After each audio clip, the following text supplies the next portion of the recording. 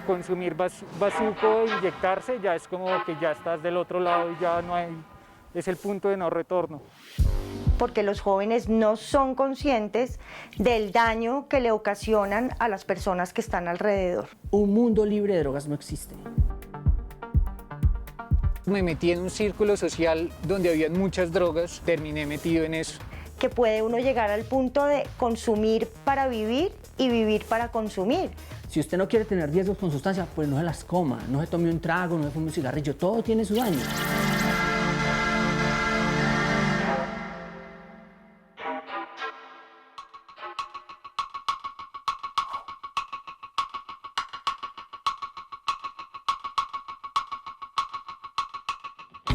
Una persona consumidora de sustancias psicoactivas es una persona común y corriente, normal, como tú, como yo, no es un marciano, no es un extraterrestre. Es una persona que tomó la decisión de consumir alguna sustancia en algún momento de su vida, que quizás lo dejó de hacer, quizás solamente lo hizo una vez de forma experimental o quizás lo hace de forma habitual. A mí me pasó una historia muy dolorosa y es con mi abuela, la mamá de mi papá. Ella es la mujer más importante de mi vida. Soy su nieta mayor, ella me amó siempre, estuvo siempre para mí y a la primera que yo le clavé la espada por la espalda fue a ella. Yo la robaba, yo le sacaba el carro a escondidas, ella me descubrió y cuando me descubrió robando fue tan doloroso porque me dijo que no quería volver a saber nada de mí.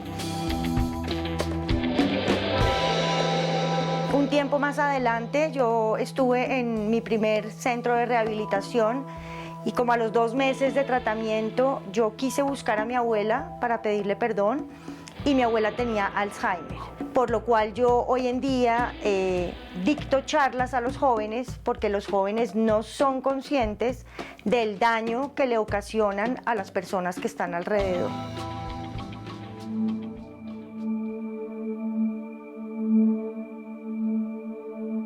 Aquí en esta parte, en la estación de Flores, fue como donde conocí al primer jíbaro, porque pues nos veíamos todos los días, pues ya cuando se volvió rutina para mí, bueno, más que rutina, que lo necesitaba todos los días, yo le pedía al man que me cayera al apartamento en las mañanas, pero pues yo a las 11 de la mañana ya no tenía nada, ya necesitaba otra vez. En algún punto del día otra vez me venía para acá, para Chapi, y este era como su punto de operaciones.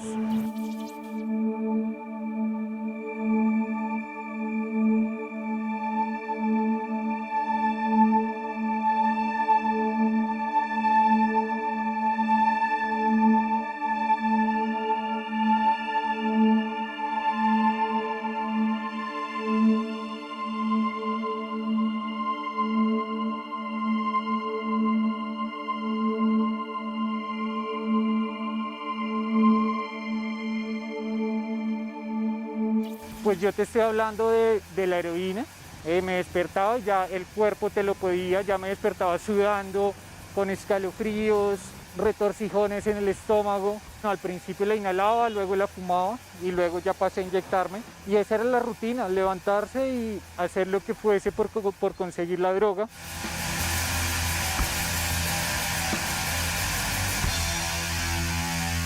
Yo me fui de mi casa a los 19 años y cuando yo me fui de mi casa, a mí mi papá me dijo pues que si yo me iba de la casa yo tenía que ver cómo salía adelante, porque sí siempre me dejaron claro como si quiere contar con nosotros, ayuda, pero yo prepotente, yo joven creyéndome dueña del mundo, siempre creí que yo lo controlo y el que no quiera estar conmigo pues de malas.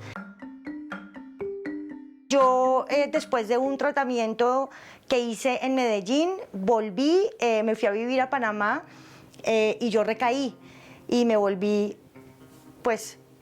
nada, estuve en la cárcel y cuando yo me devolví para Colombia, mi familia que había recibido asesoría claramente me dijo como que o se recupera o con nosotros no cuenta y yo creía que todo era un juego y que todo era chistoso hasta que finalmente yo me vi viviendo en la calle. En principio como que mostrándolos pues que me iba bien, mis papás no intuían nada, pero pues ya, no, eso me cogió súper rápido, yo creo que en unos meses ya se empezó a volver evidente, incluso más que para ellos, para mí. La adicción es una enfermedad que es incurable, progresiva, crónica y mortal. La codependencia es cuando las personas que están alrededor de este ser que aman se sienten tan impotentes del consumo, por ejemplo, entonces empiezan a volverse completamente alcahuetas. Entonces ahí es donde vemos la esposa del alcohólico que, por ejemplo, llama al trabajo a decir que él se enfermó y no puede ir, y esto no solamente la está enfermando a ella, a la familia, sino el personaje adicto activo está empeorando también. Entonces no es ninguna ayuda.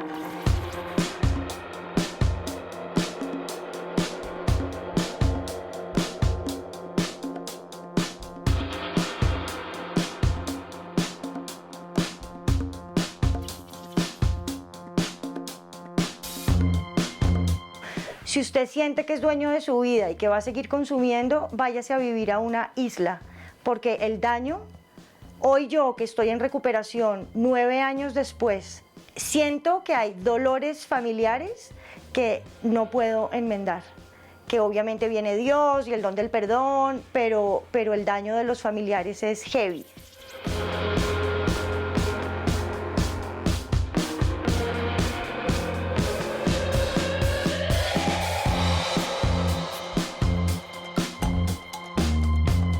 Creo que la principal razón por la que las personas consumen sustancias psicoactivas es el tema de la curiosidad.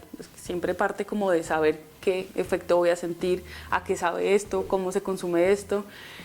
También está, digamos, mucho tiene que ver como con la presión de grupo, pues en los adolescentes sobre todo, digamos, este tipo de consumos también se inician como para ser parte de un grupo, para ser aceptado por un parche. También está obviamente como el tema de llegar al consumo también porque quieres evadir como otros problemas o otras situaciones que tal vez, digamos, en tus 5 sentidos no lo quieres hacer. Entonces, por ejemplo, la gente comienza a tomar más o comienza a consumir alcohol u otras sustancias.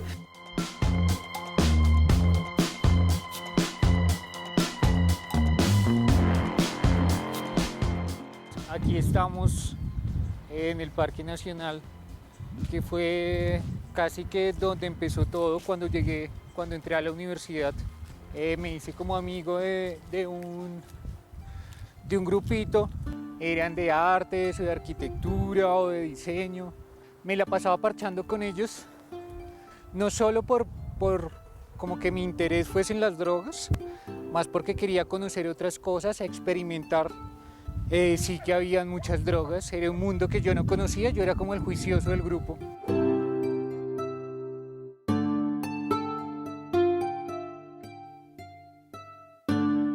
Unos meses después de que ya me empecé a sentir llevado, que empecé a dejar de venir a clases, ya empecé a buscar dinero de formas que yo no me esperaba, sacarle plata a mis papás a escondidas, dije como no, tengo que hacer algo. Y empecé a busqué como un centro de rehabilitación, pero en realidad veía que nadie conocía el tema, nadie aquí en Colombia sabía mucho de heroína, no sabían qué tratamientos hacer. Entonces hice mi tesis y mi trabajo de grado sobre políticas públicas en Bogotá relacionadas con el consumo de sustancias psicoactivas. Y fue casi que contar mi historia. El trabajo estuvo compuesto de algunas crónicas en las que relaté mi historia y la historia de algunos de mis compañeros, de personajes como el personaje que les comentaba hace un momento en Chapinero, que fue como el jíbaro que estuvo buena parte de mi historia de consumo, y por eso terminé haciendo mi tesis sobre el consumo de sustancias psicoactivas. Pues de acuerdo con los datos de Naciones Unidas, el 88% de las personas que consumen sustancias no tienen problemas derivados de su consumo. O sea, estamos hablando que un 12% solamente tiene problemas derivados de este consumo, que son estas personas que tienen una adicción, que de pronto vemos en la calle, que tienen problemas con algunas sustancias como el bazuco, como la heroína, como el crack, como la metanfetamina, este tipo de cosas. Y por este 12% digamos que la sociedad como que se encamina o se empecina en decir que las personas que consumen drogas pues son personas que están con problemas y que son delincuentes y que tienen problemas de salud mental. Asumiendo que el joven o la joven o la persona que está padeciendo de adicción activa acepta recuperarse, hay algo importantísimo que quiero dejar claro, y es que el centro de rehabilitación más costoso no significa que es el mejor. Y el centro de rehabilitación más barato no significa que sea el peor. Ahora, no todos los adictos activos tienen cómo entrar a un centro de rehabilitación y eso no significa que entonces no tiene opciones. Hay herramientas, hay grupos de alcohólicos anónimos, hay grupos de narcóticos anónimos y es súper importante entender de qué se trata el programa. ¿Qué humano? ¿Qué más, bro? ¿Cómo estás? Bienvenido. ¿Cómo estamos? Esto es Échele Cabeza cuando se den la cabeza. Esto es un proyecto de reducción de riesgo y daño para personas mayores de edad que usan sustancias. Aquí se reúnen los martes la comunidad canábica, los jueves se reúnen las personas que usan drogas inyectadas y los viernes prestamos servicios de asesoría y de análisis de sustancias a personas con el proyecto Échele Cabeza. Hacemos conferencias. Este viernes hay una charla de hongos y autocultivo, hongos psicodélicos y autocultivo. Nosotros trabajamos y ofrecemos servicios y asesoría a la mayoría de las personas que usan sustancias psicoactivas, que son las personas que no tienen problemas con las drogas. Más o menos está entre el 85 y el 90% de las personas que usan sustancias no tienen problemas. Entonces lo que nosotros es trabajar para ello. La mayoría de los servicios casi siempre están enfocados en personas que tienen problemas, que están en habitabilidad de calle, fuerte dependencia. No, nosotros trabajamos con consumidores recreativos, experimentales, habituales. ¿Qué es lo que hacemos con ellos? Con ellos lo que hacemos es, le damos información en reducción de riesgo y daño. Por ejemplo, mire, acá tenemos información de todas las sustancias. Sustancias como el LSD, el DMT, el 2CB, el éxtasis. Por ejemplo, esto son recomendaciones de cuáles son los riesgos que una persona corre si mezcla las sustancias. Entonces, esto es información de cómo funcionan las sustancias. Esto nace porque nosotros contextualizamos a Colombia una experiencia que viene de Europa de más o menos unos 30 años. Lo que hicimos fue traer a Colombia esa experiencia, contextualizarla en el marco de la política pública nacional, en el enfoque de reducción de riesgo y daño. La percepción que tienen las personas, ¿cuál es? Las personas que la institucionalidad en principio nos miraba con diferencia, nos miraba con distancia, un poco por la manera tan ligera, tan fresca y tan cercana a los jóvenes, ¿no? Porque reconocíamos los derechos, los ciudadanos, las personas. Las personas que no nos conocen, pues a veces se llevan una mala impresión porque no saben el trabajo que estamos haciendo. Y las personas que nos conocen, que son los usuarios, pues nos quieren mucho, porque son personas que están cansadas de que siempre las estén tratando como enfermos, les estén echando la policía, siempre estén pensando que son inútiles para la sociedad, cuando la mayoría de las personas son personas completamente funcionales.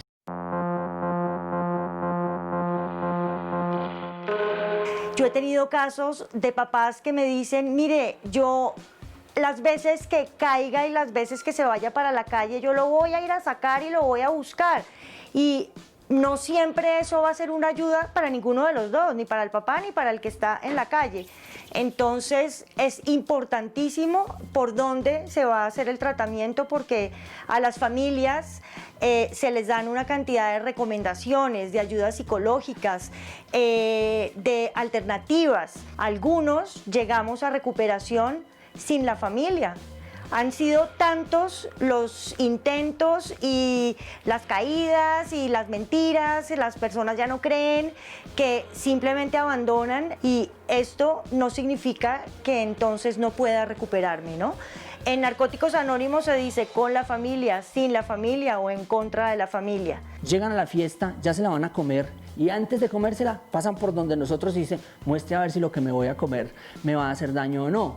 Todas las sustancias tienen riesgo, o sea, si usted no quiere tener riesgos con sustancias, pues no se las coma, no se tome un trago, no se fume un cigarrillo, todo tiene su daño. Lo que nosotros hacemos es aminorar ese daño, disminuir ese riesgo, y esa es nuestra tarea. Muchas veces las personas han logrado pasar todos esos filtros y están decididas a consumir. Se encuentran con nosotros, tienen una información que para su toma de decisiones es fundamental y deciden no consumir una sustancia. Otros a veces no hacen caso de lo que hacemos y tienen un mal viaje y al otro día vienen y nos cuentan. Otros siguen muy bien las recomendaciones y nos abrazan en la mitad de la fiesta diciendo que muchas gracias. Quienes nos prometieron que iban a acabar con las drogas nos incumplieron. ¿Sí? El prohibicionismo no cumplió con la tarea que nos prometió, que era que no iba a haber más drogas, no iba a haber más cantidad, ni tampoco iba a haber más consumo. La prevención nos prometió que nos iba a echar un cuento para que no consumiéramos. Y la rehabilitación, mal llamada rehabilitación, nos aseguró que todos los que consumían sustancias iban a dejar de hacerlo, y los tres fracasaron. En ese momento tenía una noviecita que estaban planes para irse para España, a Barcelona a estudiar. Y yo dije, no, aquí en Colombia llevo 10 años, como que ya mi estilo de vida es esto, necesito salirme de acá y fue como un escape, buscar huir de mi problema. Entonces me gradué, terminé la práctica que estaba haciendo y como a los 2 días me fui para Barcelona con el objetivo en especial de huir de mi adicción. Y al mes de que llegué a España, llegué a Barcelona, una tarde no me aguanté y salí a buscar heroína. Conseguí el primer día que lo intenté y ya terminé metido allá en el mismo círculo en el que estaba acá. O sea, ya no terminé en el Santa Fe, pero terminé en el barrio de los gitanos en Barcelona todos los días y ese era mi día a día. Y en ese momento me llamó mi mamá a contarme que mi papá había fallecido.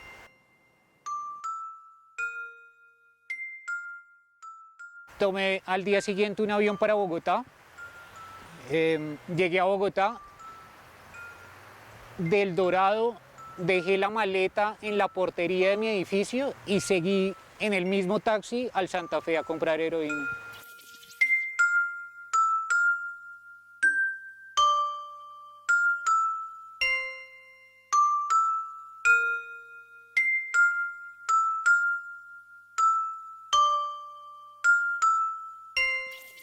Existen 3 grupos para ayudar a los familiares de las personas adictas. Alatín es para los niños, Alanón para los jóvenes y los adultos. Y existe CODA, que es Codependientes Anónimos, ese me gusta mucho, y es pues para todo el mundo que esté metido en una situación de codependencia. Cuando yo les he preguntado, ¿tú crees que en la vida hay que probar todo? Muchos me dicen que sí, unos me dicen que no, unos me dicen que depende de si es bueno o malo. ¿Y cómo sé si es bueno o malo? Probando o creyendo lo que me dicen. Si probaste el alcohol, las drogas, y esto está empezando a ocupar gran parte de tu pensamiento, seguramente te estás enfermando. Y pues la enfermedad es muy grave.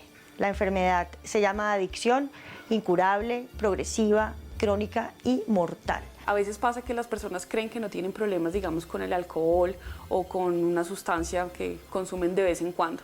Digamos que esos son como algunos consumos que nosotros llamamos problemáticos y es cuando tú te tomas una cerveza, no eres consumidor de alcohol todo el tiempo, pero te tomas una cerveza cada mes, pronto cada vez que te pagan o en cada quincena, pero el día que lo haces destruyes el lugar donde te tomaste la cerveza, te peleaste con tus amigos, te peleaste con tu familia, con tu esposa, con tus hijos. Entonces esos son los consumos que nosotros llamamos problemáticos. A diferencia de otra persona que puede que consuma marihuana todos los días, pero todos los días no le hace daño a nadie. Hay un enfoque que se llama reducción de riesgo y daño y eso nació a finales de los 70 en Holanda e Inglaterra. Básicamente lo que se dieron cuenta era que la gente se moría más por las enfermedades asociadas al consumo de drogas que por las drogas mismas. Es decir, la gente se moría más de VIH y de hepatitis por andar intercambiando una jeringa para chutarse heroína que por sobredosis de heroína.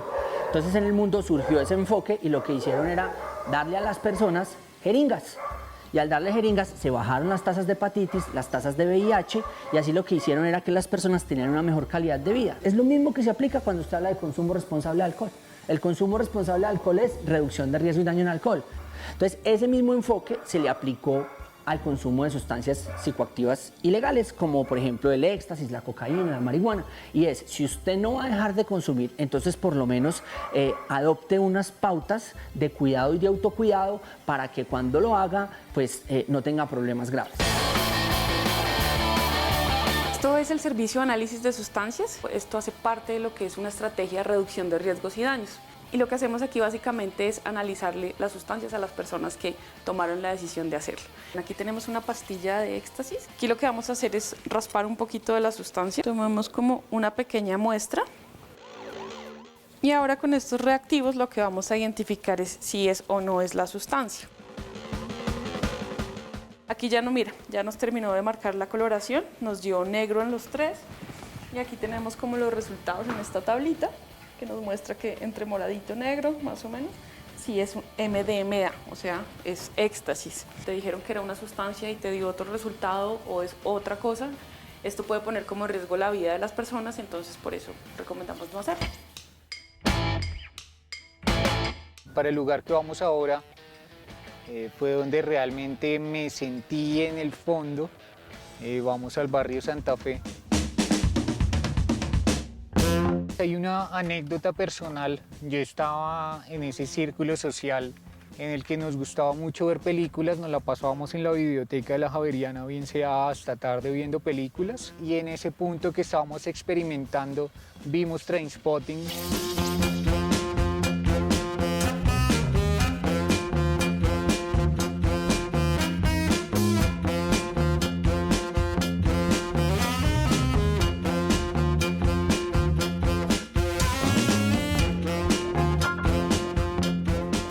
Cuando vimos la película y vimos eso, como que nos sentimos de alguna forma conectados, como que esa forma como se mostraba la realidad de esos jóvenes en Europa, junkies, aunque nosotros estábamos como en otro estilo de vida, nosotros queríamos como degradarnos un poco porque éramos de una universidad bien, con familias bien, pero queríamos como sentir eso y ya todos quisimos probarla y todos terminamos viviendo realmente lo que fue Trainspotting. Bueno, estamos en el Santa Fe, entonces aquí era donde yo terminaba, llegaba por esa calle, me venía, bajaba a la Caracas y aquí era donde terminaba, esto era lo que terminaba todos los días. En ese tiempo estaba abierta esta puerta trasera del cementerio central. Ahí había un baño hacia la parte de atrás. Ahí pedía el baño público y me inyectaba. Y ese era mi día a día. Todas las mañanas me venía para acá, compraba heroína y me entraba al cementerio. Otras veces cuando venía muy tarde o muy temprano en la mañana, me venía en el carro. Y compraba y parqueaba el carro por aquí en una de estas calles, en esa calle, y me inyectaba ahí. Todos terminábamos por aquí en estas calles comprando y nos cruzábamos. Ya muchas veces incluso nos daba vergüenza encontrarnos y cruzarnos entre nosotros, porque habíamos estado varios en centros de rehabilitación y bueno, ya como que nos avergonzaba a nosotros mismos que pasaban los años y nos veíamos por aquí. Llegar a un punto de miseria, de despertarme todos los días y pasar de un lugar limpio a estar en un baño sucio, inyectándome heroína. Varias veces me dieron sobredosis y me despertaba un baldado de agua.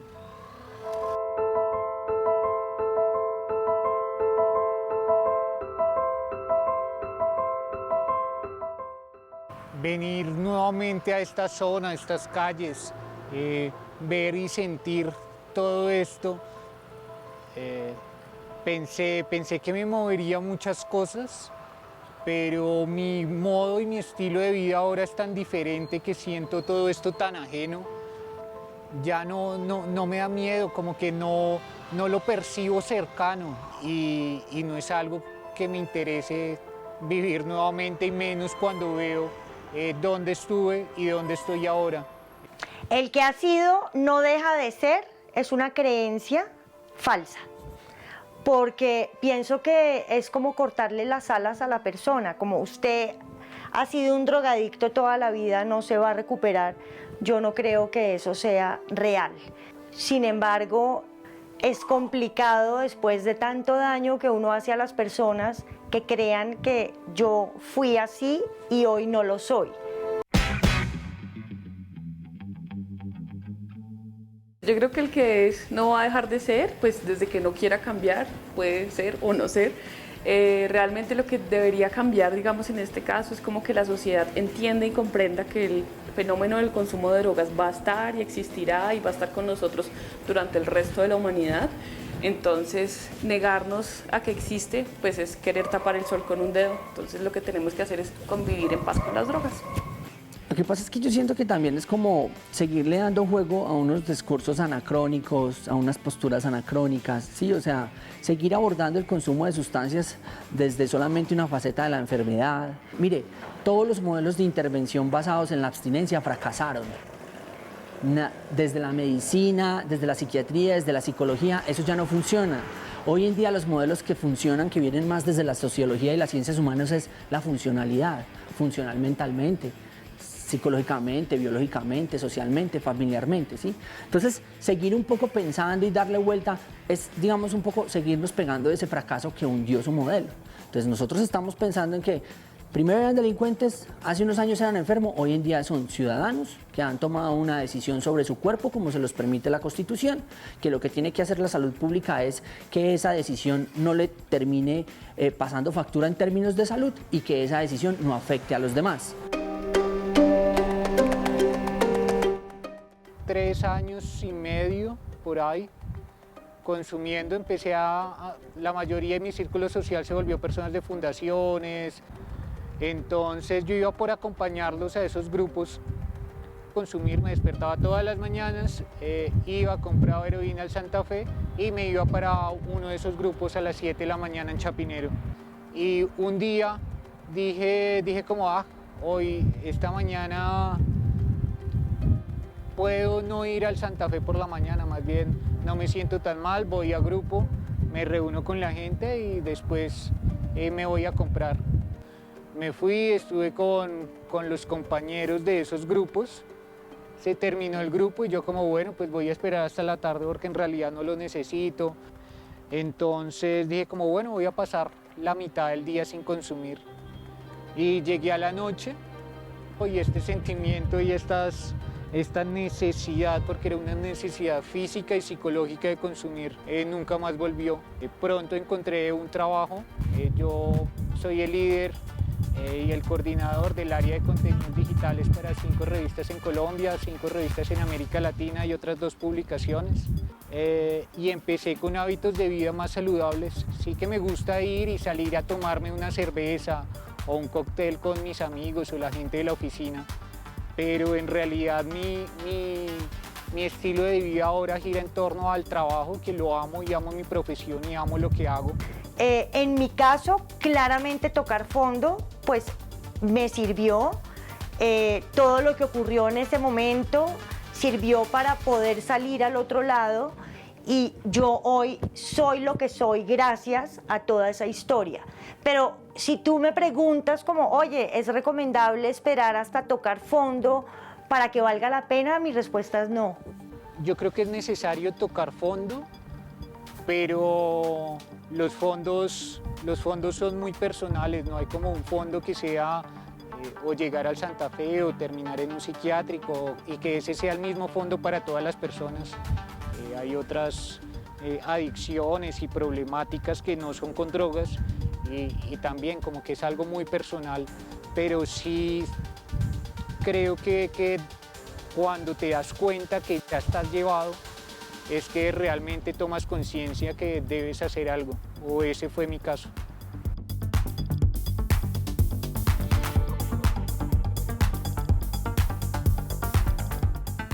El fondo no tiene fondo.